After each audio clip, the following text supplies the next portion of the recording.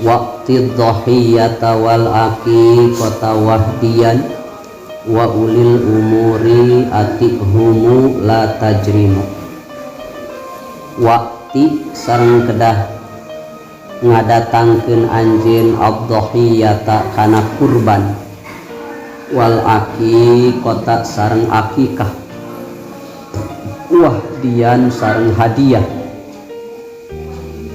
wa ulil umuri sareng kapamarentah atihumu kedah taat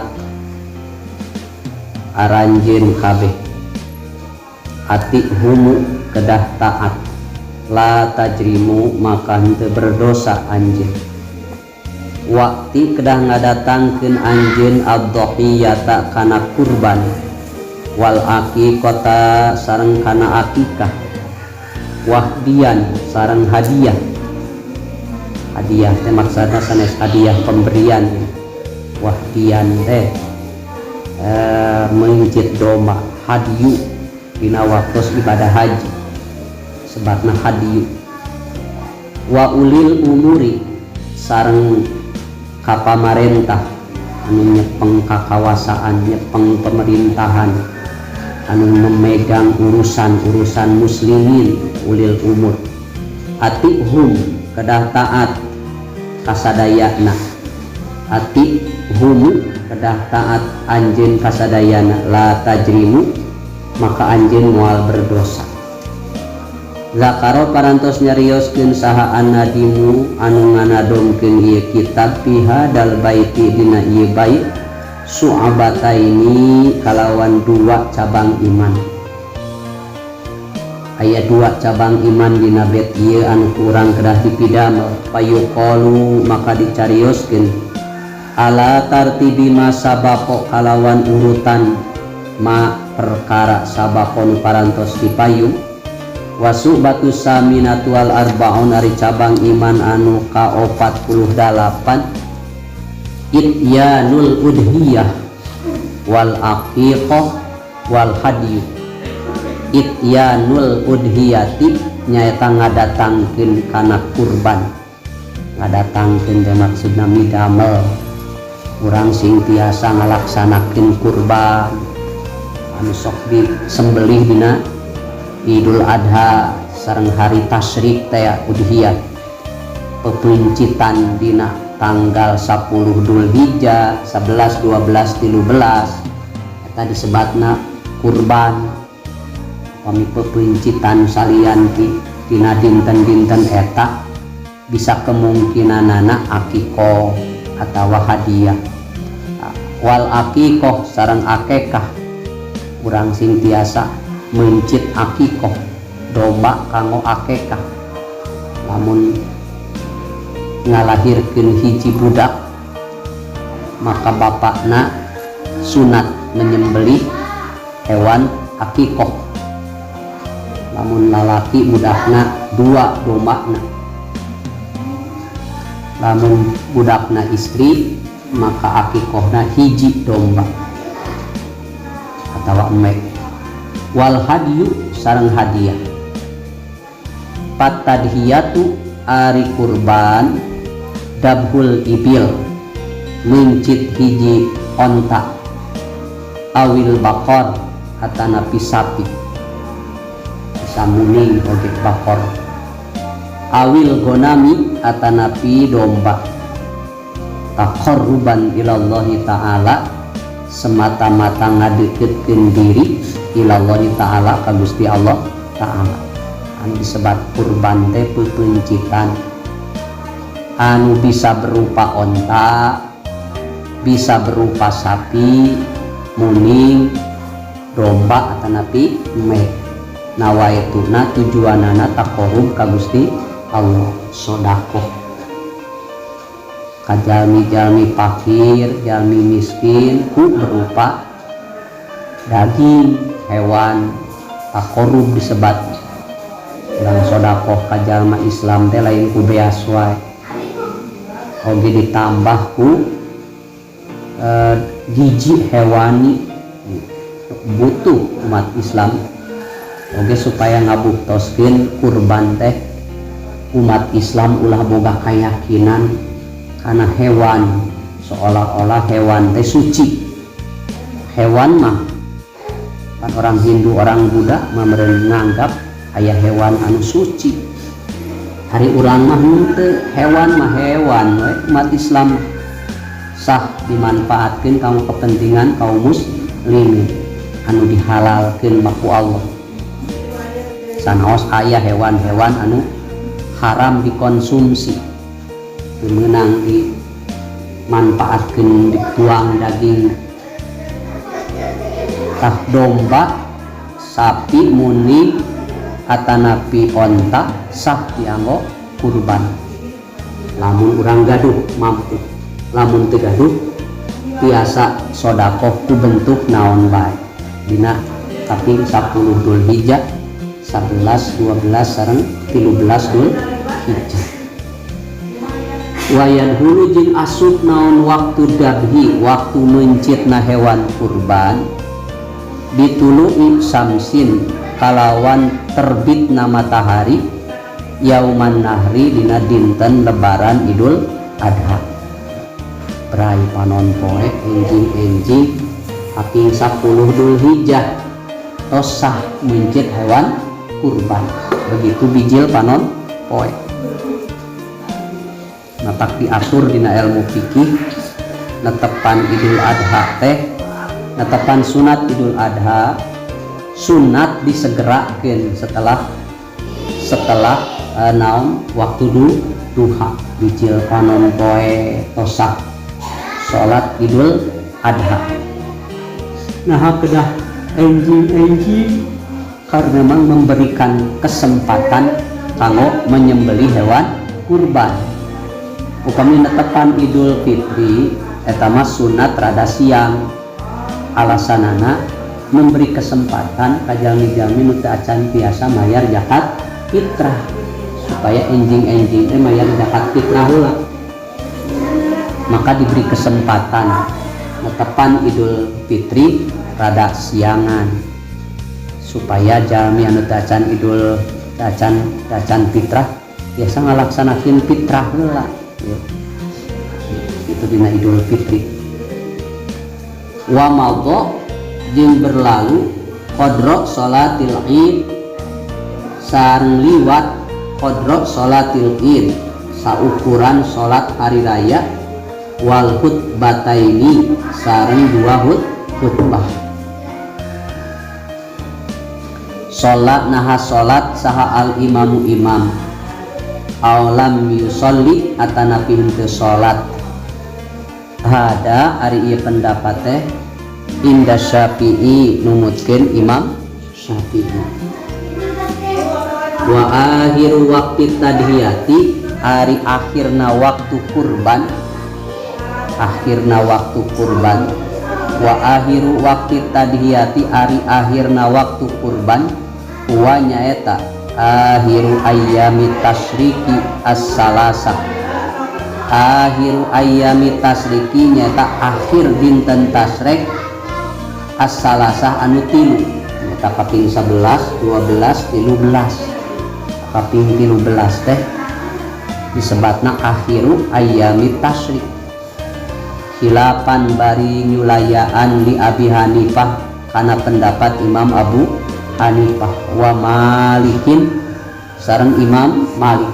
Fa innahuma saestuna Imam Abu Hanifah sareng Imam Malik qala ngadawuhkeun duanana anna akhirahu saestuna akhirna mencit kurban akhirul yaumi sani dinten anu kadua min ayyami tasrik dina dinten tasrik. Numutkeun Imam Abu Hanifah sareng Imam Malik mah mencit kurban teh mung dugi ka waktosna teh 12 Dzulhijjah kaping 10, 11, 12. Tapi numutkeun pendapat Imam Syafi'i mah dugi ka kaping 13. Wa yatasaddaqu jeung kedah nyodakohkeun jalmi anu kurban wujuban halna wajib min lahmil udhiyatil mutatawwi tina daging kurban al mutatawwi'i anu disunatkeun biha kalawan eta kurban alal fuqara wal masakin kasadaya jalmi fakir jeung jalmi miskin. Wajib cenah disodakohkeun daging kurban disunatkeun alal fuqara wal masakin. Wa yusanu jeung disunatkeun alaya ulah nuang jalmi anu kurban fauqos sulusi melebihi sepertiga. Lamun kurban sunat mah jalmi anu kurbanana teh tiasa nyandak sepertilu tina dagingna, ulah leuwih ti sapertilu. Misalna eta domba teh ketika ditimbang 30 kilo misal, tulang kaleng daging jeung kulit misal, jalmi anu kurbanana teh lamun bade nyanak biasa nyanak 10 kilo tina eta daging kurban. Lamun kurbana kurban sunat tadi urang mah sanes kurban sunat kasiseueuran kurban wajib jadi nadar. Kurban sunat mah kieu urang teh tukang domba, urang mah biasa sapopoe ge ngurus domba di kandang teh loba.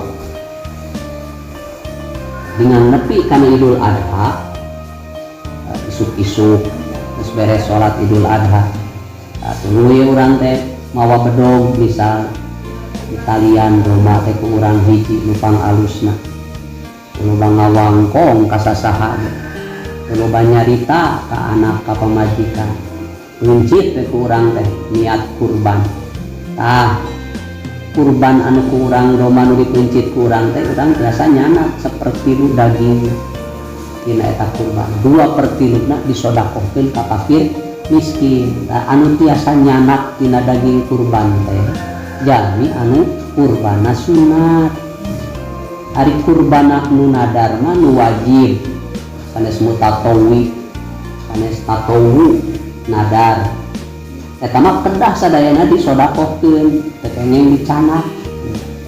Seperti kieu urang mah lain tukang domba, ningang meuli domba ka pasar ditanya eta domba keur naon misalna keur kurban, terus nadar dituntun ku urang di pasar teh di jalan Pak Aprok jeung batur aya nu nanya deh, "Ih, maneh meuli domba keur kurban nya?" Nya, tah. Urang mah di urang rata-rata kurban teh sadayana nadar. Ini sanes kurban sunat. Nya eta hawara biwir, loba becewek nyarita. Jeung tos mafhum jalmi teh najan teu naros ge. Lamun jalmi meuli domba bulan Dzulhijjah, komo tos deukeut kana Idul Adha. Eta teh jauh boga sangkaan we ka urang teh keur kurban. Padahal cantang tuh jalmi muncit domba bulan Dzulhijjah kurban, bisa wae manehna akekah, bisa wae manehna rek hajat kan, meuli domba teh nyate henteu rek kurban. Tah eta mah seseueurna di urang mah lamun bade kurban teh geus ngomong sama emehna. Lamun diomongkeun mah eta teh tos nadar. Wa yustaratu jeung disyaratkeun illahmi dina daging nakuna kabuktosan nayian teh anu mentah nayian daging atah adi pencit bagikeun liyatasarrafa supaya ngagunakeun pihi dina eta daging mayya hudahu jalmi anu nyandakna kana eta daging bimasaa kalawan sakarepna eta jalma min baiin nah bade ngajual manehna narima daging kurban tuluy manehna mah daah teresep tuluy dijual daging kurban teh ku manehna kudu boga kudu nampina tinu kurban teh naon aya nu nampina wa ghairihi jeung salian ti eta palayakti maka teu cukup naon ja'luhu ngajadikeunana eta kurban to'aman matbuhon katuangan anu geus dipasak. Tekenging kurban mah dipasak heula terus dipasak namanya dibagi-bagi ke masyarakat tekenging palayak itu cukup. Wada'a tuluy ngondang al fuqara jalma-jalma fakir ilaihi kalawan eta katuangan terus dipasak teh tuluy diondang jalma-jalma fakir teh supaya dahar karena eta daging kurban tak teu meunang liyak kuluhu supaya nuang karena eta daging teu meunang daging kurban dipasak kudu bogana teh tuluy diondang jalma-jalma fakir sina dalahar. Wa amal udhiyah ari kurban al mandurah anu dinadarkeun ari kurban anu dinadarkeun palaya kulu maka teu meunang nuang saha al mudahi jalmi anu kurban min hatina eta daging kurban sayan sakedik oge bal yajibu tapi wajib alai ka eta jalma at-tasadduqu nyodakohkeun bijamiha kana sadaya eta kurban hatta jildaha sehingga kulitna wa qorniha sareng panutna misalnya kenging jalma kurban wajib nuang kana daging kurban sabab manehna nadar teh manduroh nepi ka kulitna oge panutna oge pikeun kenging kumanehna di penta yang maresep misalnya panut domba teh adikeun rek dipake ieu misalnya naon we tong nanaon jalmi anu kurban nadar mah sadayana ge kedah dikaluarkeun tekenging kumanehna dicokot deui. Wa amal akikatu ari akikah mincit domba karena akikah pahia ari ieu akikah mayudebahu hewan anu disembelih hewan anu dituncit anil maulud ti budak anu dilahirkeun yauma sabi ini dina dinten katujuh dina dilahirkeunana tos 7 dinten orok teh we muncit domba 2 karena budakna lalaki eta teh disebut pepuncitanana teh disebut akikah sunat. Namun urang can diakekahan ku bapak urang geus gede hek urang teh gawe boga rejeki yang celengan kabuli domba urang akekahan diri sorangan geus gede mah ieu mah bapak ka anak lamun aya sunat hukumna mencit akekah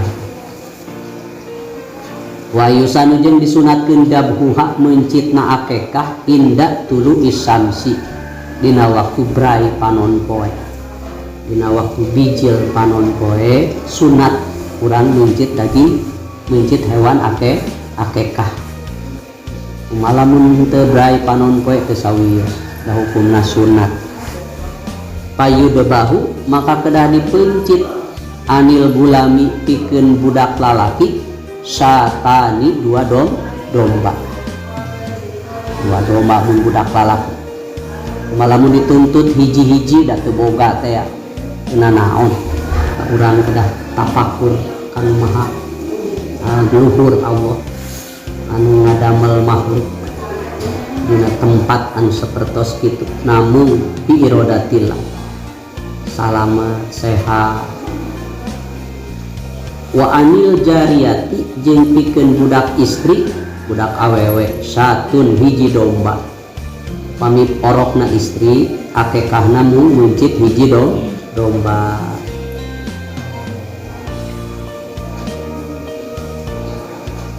Wa yuhda jeung kedah dihadiahkeun naon al aku jalmi anu akekah min hatina eta daging lil fuqara pikeun jalmi fakir wal masakin jeung jalma miskin hadiah. Wa yuhda tadi paparinkeun jalmi anu akekah kedah maparinkeun karena eta daging akekah kajalmi fakir, kajalmi miskin anu jarang nuang daging supados terpenuhi gizi hewani kanggo kebutuhan tubuhna. Eta teh kanggo menghindari umat Islam gizi buruk. Jadi kedah sok olo-olo resep karena daging, sabab daging teh kebutuhan fisik kurang. Sekali-kali kedah nuang daging karena daging teh bisa menambah stamina tubuh manusia. Itu Allah nyiptain. Ulah segala tebeuki, daging bening tebeuki, daging sapi tebeuki, daging embe, daging domba, daging hayam. Aham kayak gitu. Pan eta teh rezeki ti Allah, kudu disyukuri ku urang. Payah milu maka kedah mawa jalmi anu akekah ma yahdihi perkara anu dihadiahkeun min hatina daging akekah, min lahmiha tina daging akekah, wa mirqoha jeung kuah tina eta akikah, ilaihim ka jami-jami fakir sareng jami miskin. Kedah nakit upami urang tos muncit daging akekah, daging-dagingnya teh kirim-kirimkeun bawa ku urang bere ka imah-imah. Wala yad'uhum ilaihi, wala yad'uhum tapi tong ngondang jalma-jalma ilaihi kana eta katuangan kengeng anu sae na nama tadi musae. Ketika orang masak daging akekah teh dagingna dikirim-kirim ka bumi-bumi jalmi fakir. Walayad uhum jadi tekengeng diundang tatangga diundang tuluy ngariung di imah jalmi anu muncit daging akekah. Urang sok kitu galihna sae nama dibagikeun we teu kudu make dipanggil ka imah urang. Aya di urang mah di Indonesia tos budaya jadi diulem jalmi-jalmi teh bari maca marhaba ngadua heula tuluy sina karuang misal daging akekah. Di urang mah kitu teu nanaon eta ge kitu teh ngan saena mah pakirim-kirim kene akekah nama. Wayat bahu hajeng kedah masak kana eta daging akekah bihuluwin kalawan amis. Bihulu teh rada pasakan teh lain kudu dilobaan gula nasane ngan semu amis. Amis teh tapaul supaya budakna teh amis budina katingali marah mah teu jamedut jamotot naon kecut asin budi kan sok aya amis budi familiar katingali teh tina kurban teh kedah daging akekah mah kedah dipasak teh semu amis eta teh ngalap barokah supaya teh budakna amis dina kehidupanan ulah menerima kepedihan ulah nampi kesedihan semu amis teh kitu kan arikan amis mah kabeh ge pada resep mah sudah makin buah amis jeruk amis ari hasem mah leban gede jeruk gede tapi hasem sok mungun dan leutik jeruk teh tapi aramis resepkeun kajalema ge kitu cangkung badan tapi jamedut jamokot bau dan tidak disukai biasanya. Kata dihuluin illa rijlaha kecuali sukuna eta akekah patut tok maka kedah dipaparin ke naiatan mentah naiatan tong dipasang iqabilatin kajami anu narima suku nama bikin we atakan gekeun bae akekah. Wal hadiyu ari hadiyu ari hewan nu dituncit kanggo hadiah. Kuwa ari hadiyu mayusaku hewan anu dituncit lil haram di tanah haram. Lamun ibadah haji urang sunat nuncit hadi taqarruban ilallahi ta'ala karena mendekatkan diri ke Allah Ta'ala. ya mah di tanah haram kalau ibadah haji. Hari itu ibadah haji mah itu disebut hadiyu hewan. Jadi urang keur di Indonesia ayeuna mincit nate lamun teu akekah mincit kurban sanes hadiyu. Wa waktu dabhihi ari waktu mincitna eta hewan huanya eta waktul udhiyah dina waktu kurban hadiyu. Waktu udhiyah teh nyata tanggal 10 11 tanggal 10 mah Idul Adha 11 12 13 sami hadiyu oge. Wasubatu tasiatu wal arbaun ari cabang iman anu ka-48 taatu ulil amri kedah taat ka pamarentah. Taatu ulil amri taat ka pamarentah di amrihim dina urusan pamarentah al-wadihi anu nyata anu jelas al-jari anu berjalan ala qawaidi syar'i dina aturan-aturan agama wa nahyihim sareng larangan-larangan pamarentah. Cabang iman anu ka-40 wajib muslimin muslimat taat ka pamarentah. Taatu ulil amr taat ka jalmi-jalmi anu nyepeng urusan muslimin di amrihim al-wadih dina urusanana muslimin al-wadih anu nyata anu jelas al-jari anu berjalan ala qawaidi syar'i dina kaidah-kaidah karidor-karidor agama. Hal-hal anu berkaitan jeung kasayan dunia kasayan akhirat kanggo kepentingan urusan dunia sareng akhirat. Wa nahyihim jeung larangan pamarentah.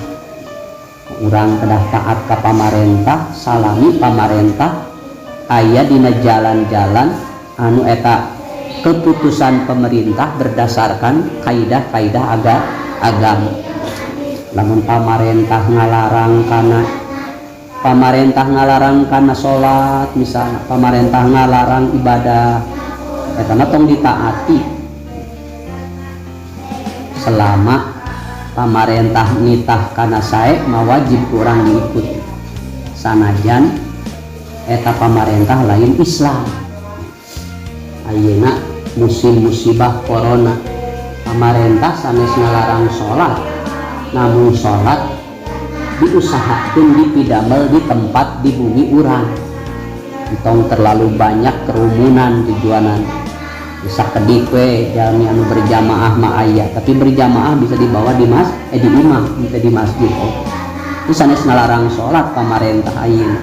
Pamarentah mah teu ngalarang salat anu dilarang ku pamarentah bilih terjadi penularan virus ketika terjadi kerumunan dina berjamaah sholat maka diikuti protokol kesehatan. Eta tujuan prokes teh supaya urang salamet dina wabah anu sedang merajalela ayeuna. Oge larangan pamarentah ngalarang wajib taat kenging suudon ka pamarentah dina keputusanana selama pamarentah teh memutuskan eta teh berdasarkan kaidah-kaidah agama kanggo kamaslahatan.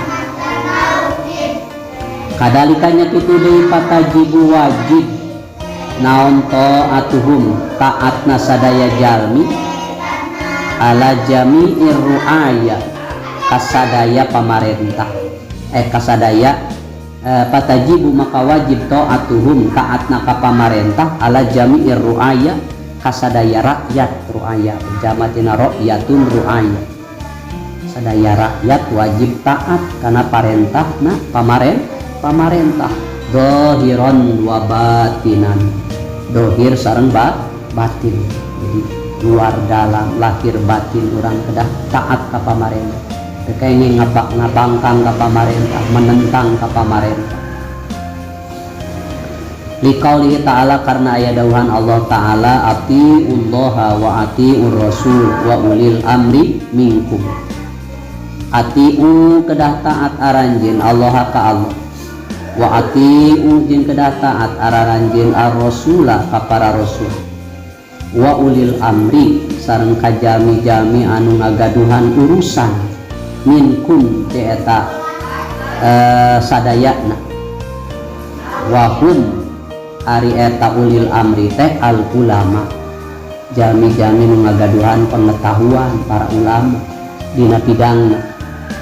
Pemerintah adalah bisa kalebet ulama ulil amri sebab pemerintah gaduh pakar-pakar di bidang keilmuan ilmu tentang pemerintahan. Para ulama teh ulil amri termasuk ulama dokter teh mungkin para ulama oge ya terang wal umaro sareng para umaro wahum ari eta ulil amri teh al ulama wal umaro para ulama sareng para umaro para cendekiawan sareng para pemimpin umaro teh kawit RT RW palurah camat pabupati pagubernur para menteri dugi ka presiden eta disebut umaro. Dua, kolaborasi antara ulama dan umaro biasanya sok menghasilkan keputusan anu maslahat kanggo dunia akhirat. Kedah aya para ulama, kedah aya para umaro anu sinergi anu ngahiji insyaallah manfaat maslahat bangsa jeung nagara. Wali kaulihi jeung karena aya dawuhan Kangjeng Nabi sallallahu alaihi wasallam dawuhan Nabi man ato'a amiri man ato'a sajami anu taat amiri ka pamarentah kaula faqad ato'ani maka tetela taat eta jalma ka kaula. Saur Kangjeng Nabi sahajami nu taat ka pamarentah kaula maka eta jalma sarua jeung taat ka kaula. Waman aso amiri waman aso jeung sajami anu maksiat amiri ka pamarentah kaula faqad asoni maka tetela maksiat eta jalma ka kaula. Lamun jalmi taat ka pamarentahan Kangjeng Nabi para sahabat oge ulil amri muslimin muslimah sareng taat ka Nabi sahajami nu maksiat ka pamarentah kaula teu taat ka pamarentahan anu dilakukeun ku muslimin muslimat sareng dosa ka kaula saur Nabi. Lakin la yuta'u tetapi teu kenging taat si jalma fil harami dina perkara haram wal makruhi sareng anu dimakruhkeun. Tapi dina perkara haram jeung perkara makruh mah tong ditaati pamarentah. Naon pamarentah misalna nitah ninggalkeun salat eta mah tong ditaati. Pamarentah naon ngalarang dina ibadah haji misalna tong didenge eta mah la yuta'u fil haram wal makruh sareng pamarentah teu kenging ditaati dina nganjurkeun anu dilarang anu dimakruhkeun. Makruh teh perkara anu dibenci. Nitah midamel anu dimakruhkeun atau kenging digugu pamarentah teh lamun nitah kitu. Wa amal mubah ari perkara mubah tain kana lamun kabuktosan pihi dina perkara mubah teh maslahatun aya kamaslahatan amatun anu umum lil muslimina pikeun kaum muslimin wajabat maka wajib taatuhu taatna ka pamarentah. Pamarentah nitah perkara anu mawa manfaat ke muslimin muslimat wajib ditaati. Os ayeuna vaksinasi teh mungkin kamaslahatan kanggo muslimin supaya jalma Islam kararuat misalnya supaya jalma Islam terhindar tina musibah wajib pemerintah ditaati vaksinasi.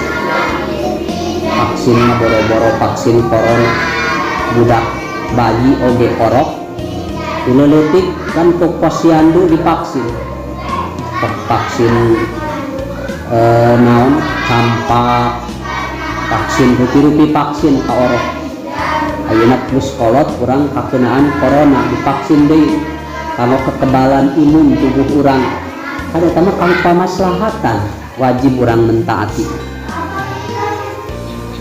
wajabat taatuhu fihi wa illa maka lamun teu aya kamaslahatan pala tekedah ditaati wa illa pala tek lamun ajakan pamarentah teh teu aya kamaslahatanana teu kudu ditaati palau nada lamun nganjurkeun pamarentah diadami surbid duhon supaya entong ngarokok diadami surbid duhoni supaya tidak merokok al ma'ruf anu terkenal al ana kiwari anu tos terang kurang muncul pamarentah teh masyarakat Indonesia dilarang merokok kumaha tah lamun tos dianjurkeun ku pamarentah tong ngarokok wajabat alaihim taatuhu wajabat maka wajib alaihim kasadaya masyarakat taatuhu taat ka pamarentah lamun pamarentah tos ngalarang merokok urang teh wajib tong nolak karena parentah pamarentah sanajan ngarokok teh hukumna makruh tapi kedah ditaati aya hari tembakau sedunia tapi nah atuh pamarentah ngalarang merokok dina bungkus rokok nage tos digembor-gemborkeun akibat bahaya merokok teh urang teh kedah mentaati datos diputuskeun ku pamarentah teh bisa kumaha di satu sisi ngalarang ngarokok di sisi lain pabrik rokok tetap berjalan namun erek mah geus tutup pabrik rokoknya nan lamun ditutup pabrik rokok ekonomi dampak nu dararamel ge eta pabrik rokok anu jumlahna jutaan bisa kehilangan pekerjaan dilema pamarentah katak akhirna nama pan nu meledung ngarokok dulu pabrik rokok jalan akhirna mah kembali karena kemampuan diri masing-masing menghindari tina akibat buruk tembakau padahal cek kitab mah kitu kami tos diputuskeun ku pemerintah tidak boleh merokok wajib taat sadaya rakyat wajib mentaati ka pamarentah wajabat alaihim wajib ka pamarentah ka rakyat naon taatuhu mentaati ka ulil amri li anna fi ibtalihi karena dina ngabatalkeunana maslahatun amatun eta aya kamaslahatan anu umum id fi taatihi karena dina menolak dina membangkang kana anjuran pamarentah hisatun didawil hayat janten kaawonan didawil hayat anu ngabogaan tingkah paripol didawil hayati wa wujuhin nasi sareng pirang-pirang sisi kemanusiaan urang ngabangkang kada kitu pendapat apa dahu nyarioskeun kana eta pendapat saha al-Bajuri Imam Bajuri hal-hal anu dilarang ku pamarentah pasti eta terus dipikirkan dina berbagai sisi berbagai keadaan kadanya kitu apa dahu nyarioskeun kana eta pendapat saha al-Bajuri Imam Bajuri faqaulun nadim ari pidawuhna nadim wa ulil umuri lapad wa ulil umuri al wau ari wau la tadhuru eta teu asup fil wajni dina wajan di anaha karena saestuna eta wau jaidatan disebut wau jaidah lil farqi supaya ngabedakeun baina bil farqi supaya ngabedakeun baina ila antara ila al jaroti anu dijeerkeun wahadihi jeung lapad hadihi halatan anu janten halatan nasbi dina waktu nasab wal jahu sareng dina waktu jr wa amma fi halati rofi jeung ari dina waktu ropa fa ala sabilil ijroi maka dina perjalanan ngajalankeun ala sunanin wahidin kalawan sunnah anu sahih li'annahu karena saestuna la tusabihi teu nyarupaan baina ila baina ila antara ila wa ulu sareng lapad ulu kan wa ilal umuri teh halata rofi dina waktu rofa wa qauluhu ari pidahuna nadim atihum lapad atihum bidomil mimi kalau didomahkeun mimna ma'al isba sarta isba atihumu dibaca isba wa qauluhu ari pidahuna nadim la tajrimu lapad la tajrimu mim babi doroba yadribu jaroma yajrimu mim babi doroba sami wajana lapad tajrimu teh sareng lapad doroba yadribu jaroma yajrimu ae tegesna in atokta lamun taat anjeun ulil amri ka pamarentah sareng ka para ulama pa anta maka ari anjeun la tadnubu moal berdosa urang moal dosa lamun urang taat ka pamarentah jeung taat ka para ulama.